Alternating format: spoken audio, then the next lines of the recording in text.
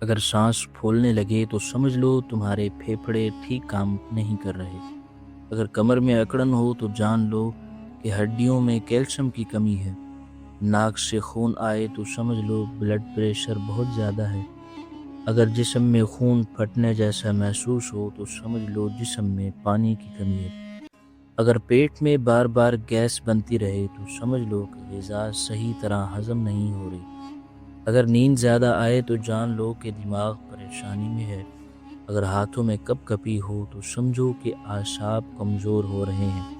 اگر پیشاب کا رنگ گہرا ہو تو جان لو کہ جسم میں پانی کی کمی ہے۔ اگر جلد پر خارش ہو تو سمجھ لو کہ جگر صاف نہیں ہے۔ بھوک نہ لگنے کی وجہ میٹابولزم کا سست ہونا ہے۔ کھانا کھانے کے بعد تھکاوٹ ہو تو سمجھو کہ نظام ہضم سست ہے۔ اگر ہاتھوں کی انگلیاں سن ہو جائیں تو سمجھ لو کہ خون گاڑھا ہو رہا ہے۔ اگر آنکھوں کے گرد سیاہ ہلکے ہو جائیں تو سمجھو کہ گردے تھک چکے ہیں۔ اگر صبح دانت کھٹے لگیں تو سمجھ لو کہ جگر کمزور ہو رہا ہے۔ اگر بال تیزی سے گر رہے ہوں تو سمجھ لو کہ جسم میں وٹامنز کی کمی ہے۔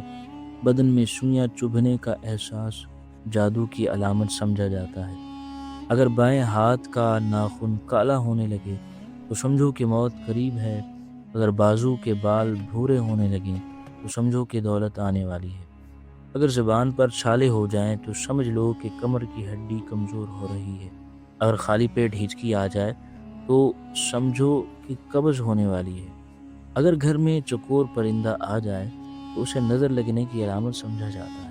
اگر گھر میں مور کا بچہ آ جائے تو سمجھ لو کہ گھر میں نئے مہمان کی آمد ہونے والی ہے۔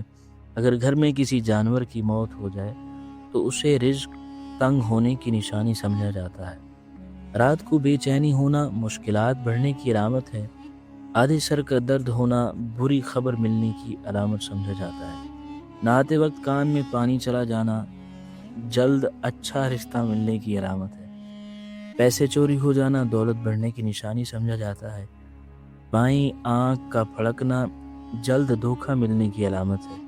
پیشاب میں جلن ہو تو سمجھ لو یورک ایسڈ بڑھ رہا ہے۔ دائیں آنکھ کا پھڑکنا قسمت کھلنے کی علامت ہے۔ جوانی میں بالوں کا سفید ہونا اللہ کے راضی ہونے کی علامت سمجھا جاتا ہے۔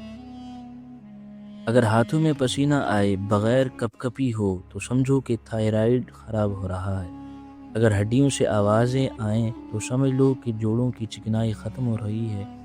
اگر چہرے پر بلا وجہ بال اگائیں تو سمجھو کہ ہارمونز میں خرابی ہے۔ اگر ناک کے بال بار بار گرنے لگیں تو سمجھ لو کہ جسم میں زنک کی کمی ہے۔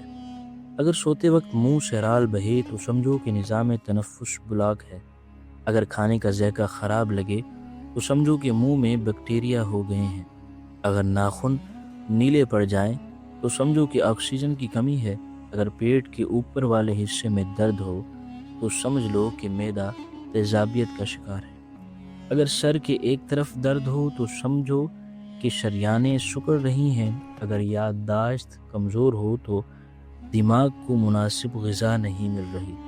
اگر صبح اٹھتے ہی چکر آئے تو یہ اس چیز کی نشانی ہے کہ بلڈ شوگر کم ہو رہا ہے۔ اگر ہتھیلیاں سرخ ہو جائیں تو یہ اس چیز کی نشانی ہے کہ جگر گرم ہو چکا ہے۔ اگر پٹھوں میں اکڑن ہو تو سمجھو کہ کیلشیم میں کمی ہے۔ اگر رات کو پاؤں میں جلن ہو تو سمجھ لو کہ خون کی گردش کمزور ہے۔ اگر ناک کی نوک پر دانے نکل آئیں تو سمجھ لو کہ ہارمونل توازن خراب ہے۔ اگر کان بجنے لگیں تو سمجھ لو کہ بلڈ پریشر بڑھ رہا ہے۔ اگر ہونٹوں کے کنارے پھٹ جائیں تو سمجھو کہ جسم میں آئرن کی کمی ہے۔ اگر سونگنے کی حس کم ہو جائے تو سمجھو کہ دماغ کی رگیں کمزور ہیں۔ اگر آنکھوں کے سامنے تارے نظر آئیں تو سمجھو کہ بلڈ پریشر گر رہا ہے۔ اگر پیٹ پھول رہا ہے تو سمجھ لو کہ آنتیں گیس سے بھری ہوئی ہیں۔ اگر پیشاب کی بدبو تیز ہو تو سمجھو کہ جسم میں انفیکشن ہے۔ اگر ہاتھ پاؤں سن ہو تو سمجھ لو کہ خون گاڑھا ہو رہا ہے۔ اگر کمر کے نچلے حصے میں درد ہو تو یہ ریڑھ کی ہڈی کا مسئلہ سمجھا جاتا ہے۔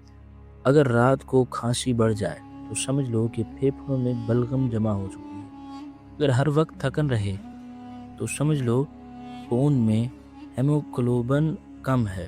اگر بغیر وجہ وزن کم ہو تو سمجھو کہ میٹابولز خراب ہو گیا ہے، اگر سینے میں جکڑن ہو تو سمجھ لو کہ دل صحیح طرح خون پمپ نہیں کر رہا، اگر جلد پر دھبے ہوں تو سمجھو کہ جسم میں وٹامن ڈی کی کمی ہے، اگر پنڈلیوں میں درد ہے تو سمجھو کہ رگوں میں خون جم رہا ہے، اگر آنکھیں بار بار پھڑکیں تو سمجھ لو کہ اعصاب کمزور ہو رہے ہیں۔ لائک، سبسکرائب اور شیئر ضرور کیجیے گا۔